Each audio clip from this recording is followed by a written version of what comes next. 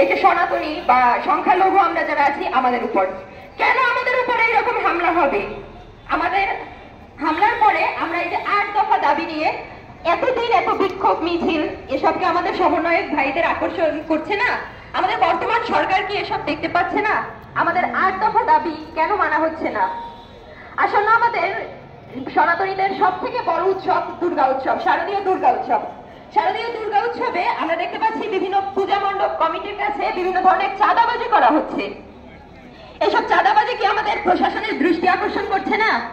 আইন কোথায়? আইন আমাদের পাশে কেন আইন দাঁড়াচ্ছে না? কেন প্রশাসনকে আমরা পাশে পাচ্ছি না? কেন আমরা সংখ্যালঘু হয়ে এক কোণায় পড়ে আছি? আমি আমাদের বর্তমান সরকারের প্রতি সম্মান প্রদর্শন রেখে শুধু একটা কথাই বলবো, আমাদের সনাতনীদের সুরক্ষা চাই। আমরা সুষ্ঠুভাবে এই দেশে স্বাধীনভাবে বাঁচতে চাই। দেশ যেহেতু স্বাধীন হয়েছে, স্বৈরাচারের পতন হয়েছে, তাহলে আমরা সংখ্যালঘু হয়ে এক কোণায় পড়ে এভাবে ভিড়ুর মতো বাঁচতে চাই না। আমরা বাঁচার মতো বাঁচতে চাই, এই দেশেই বাঁচতে চাই এবং আমরা আমাদের সুরক্ষা চাই। ধন্যবাদ সকলকে।